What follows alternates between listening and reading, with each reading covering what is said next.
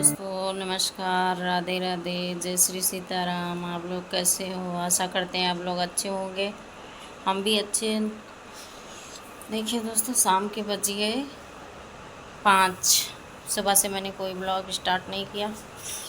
शाम को 5 बज गए दोस्तों, क्योंकि कल आंधी बहुत आई थी। आंधी तूफान, आंधी तो नहीं कह सकते उसको, तूफान कह सकते हैं, क्योंकि बहुत तूफान आया हुआ था।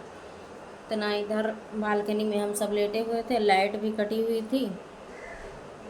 फिर उसके बाद में थोड़ी देर खाना पीना खा के थोड़ी देर लेटे, इतना तेज़ तूफान आया, इतना तेज़ तूफान आया कि इतनी मिट्टी, बिल्कुल कमरे में मिट्टी भर गई। उधर बालकनी में गद्दा और चादर तकिया सब बेकार हो गया दोस्तों।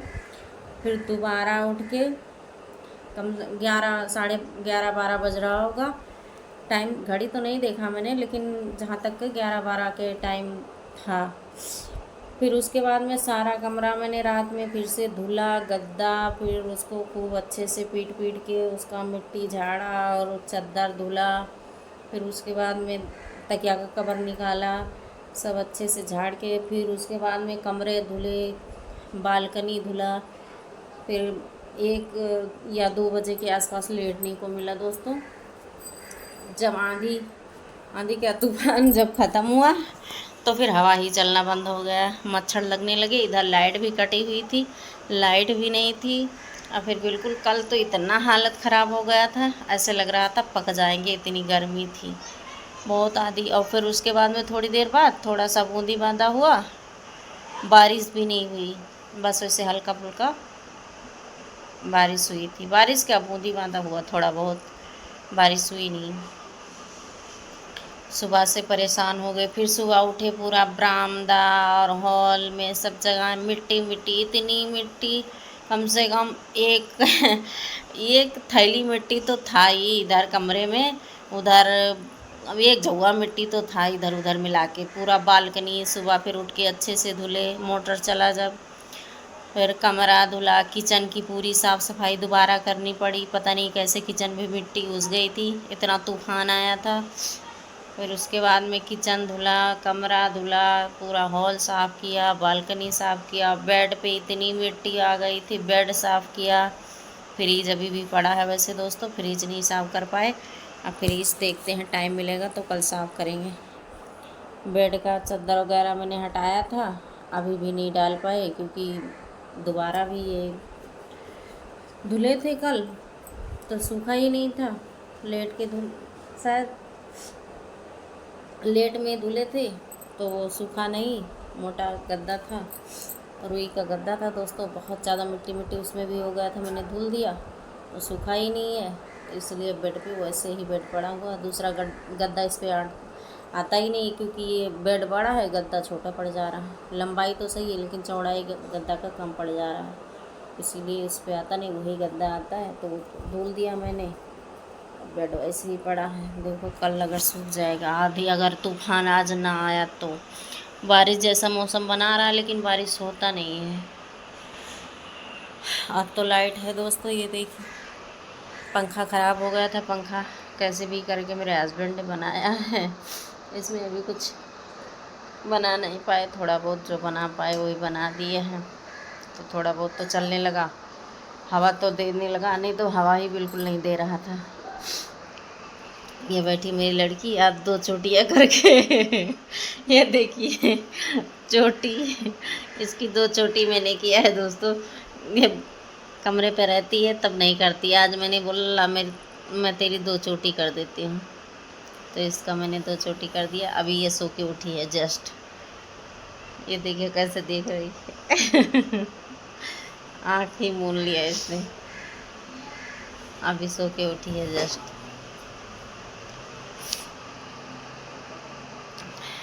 शाम के बज गए 5 बज गया दोस्तों, और धूप अभी भी इतना तेज़ है। हम सोच रहे थे कि कहीं जाएंगे, कहीं नहीं जा पा रहे हैं। कल जाएंगे, कल चलेंगे वहाँ आंटी के यहाँ। परसों बुलाया, नहीं, दुबे के यहाँ कल चलेंगे क्योंकि उनकी मम्मी को देख के आए, ऑपरेशन हुआ है ना, पथरी फट गई थी। हाँ दोस्तों, अपना सब ख्याल रखना क्योंकि आजकल ये बीमारी बहुत ज़्यादा चल रही है। थोड़ी सी भी दिक्कत होती तो बहुत ज़्यादा इंसान परेशान हो जाते हैं। एक आंटी आती थी मेरे यहाँ, उनको पहले तो पता नहीं था, पहले उनको शुगर था, शुगर के वजह से उन्होंने दवाई कराया। काफ़ी दिन से उनका दवाई चल रहा था, दवाई से आराम नहीं मिल रहा था, उनके दर्द भी बहुत ज़्यादा हो रहा था पेट में। अब एक आध महीना हुआ कहीं दिखाए थे, फिर उसके बाद में डॉक्टर ने बोला कि पथरी है और पता नहीं कौन कौन सा बीमारी डॉक्टर ने बता दिया। तो दिल्ली एम्स में भर्ती थी। फिर उसके बाद में 2 दिन या जाने 3 दिन हुआ था भर्ती हुए। उनके पेट में था पथरी, पथरी निकला और वो पथरी पेट में ही फट गई, पेट में फट गई।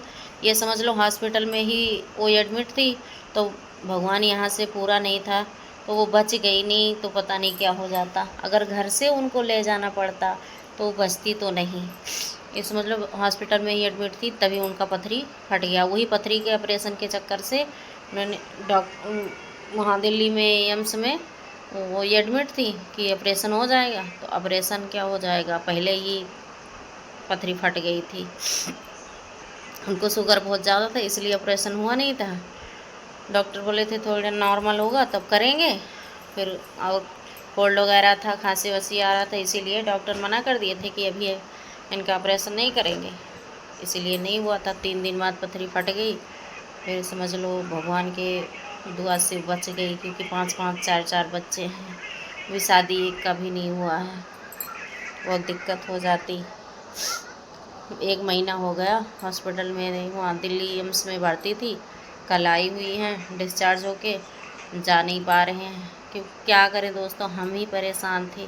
1 महीना से मेरे हस्बैंड का तबीयत ख़राब का हम ही परेशान हैं, इसलिए जा नहीं पा रहे थे। अब देखो आज तो नहीं जा पाए, साफ़ सफाई में लगे थे, कल ज़रूर जाएंगे, कल संडे है, कल जाएंगे। नहीं तो ज़्यादा देर नहीं तो 10-15 मिनट के लिए ज़रूर जाएंगे, क्योंकि वो आंटी आती थी हमारे यहाँ बराबर।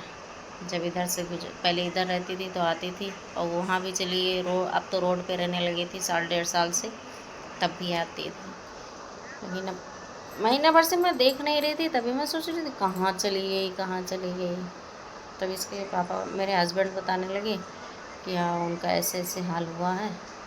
मुझे कह रहे थे तुम भी दिखा लो, तुम्हारे भी पथरी है, हमें भी है। दोस्तों पता नहीं गल गया कि नहीं गला, दवाई तो मैंने बहुत कराया है, लेकिन अभी भी कभी कभी दर्द होने लगता पथरी का, तो बिल्कुल हालत मेरा ख़राब हो जाता है। और वही वो उनका पथरी फटा, 2-3 लोगों को उन्होंने सुन लिया, तब से वो भी डर गए। कह रहे तू भी करा ले, दिखा ले पहले, तो पता तो चल जाए कि हाँ गल गया कि नहीं गला, ना गला हो तो ऑपरेशन तुम्हारा भी करा दें। हम बोले ऑपरेशन से तो मुझे बहुत डर लगता है, बहुत ही ज़्यादा। सबसे ज़्यादा इंजेक्शन से डर लगता है दोस्तों, मुझे इंजेक्शन नहीं लगवाना है। दवा खा लेंगे चलेगा, लेकिन इंजेक्शन नहीं लगवा पाएंगे। चलिए दोस्तों, बाद में मिलते हैं, बहुत सारी बातें कर लिया आपसे। और ये चलाने लगी फ़ोन में बिजी हो गई, और हम आपसे बाद में बातें करेंगे। चलते हैं तो कुछ करते हैं। पानी ले आओ नैन्सी, नैन्सी पानी ले आओ, गिलास ले आओ पानी पीने के लिए। मुझे भी कोल्ड हो रखा दोस्तों, कोल्ड की वजह से ये सिर दुख रहा है, पूरा हालत ख़राब है। चलिए दोस्तों, आपसे बाद में मिलते हैं, तब तक आप लोग एंजॉय करिए, हम भी थोड़ा बहुत कुछ काम कर ले। ये देखिए दोस्तों, चावल बन गया मेरा, आटा लग के रखा हुआ है, सब्जी तो कुछ है नहीं, आएगा तभी बनेगा। दाल रखा है, नहीं आएगा तो दाल से ही काम चल जाएगा आज। मेरे सिर में तो भयंकर वाली दर्द हो रहा है दोस्तों, बहुत ज़्यादा। मेरे चेहरे से आप सबको पता चल रहा होगा कि हाँ मेरे सिर में कितनी तेज़ दर्द हो रही है, बिल्कुल दिमाग ख़राब है। इतनी गर्मी है, बर्दाश्त नहीं हो रहा है आज, इतनी गर्मी है। मोटर चला है दोस्तों, जा रहे हैं, थोड़ा सा धुल देंगे बालकनी तो बैठने लायक हो जाएगा।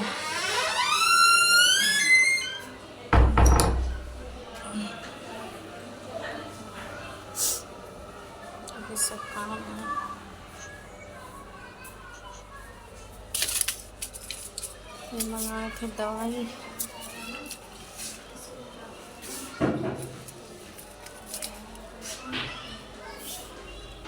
मेरी दवाई दोस्तों दुपट्टा आया हुआ है।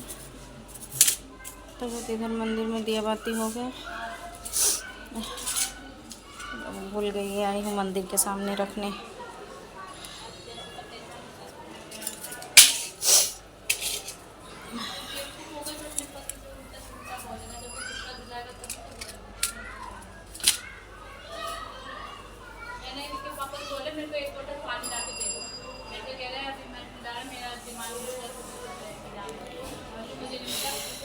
चलिए दोस्तों, इस ब्लॉग को यहीं पे एंड करते हैं। मेरे चैनल पे नए हो तो मेरे चैनल को लाइक करना, सब्सक्राइब करना, ज़्यादा से ज़्यादा शेयर करना। फिर मिलेंगे अगले वीडियो में, तब तक के लिए bye bye, good night, Radhe Radhe, जय श्री सीताराम।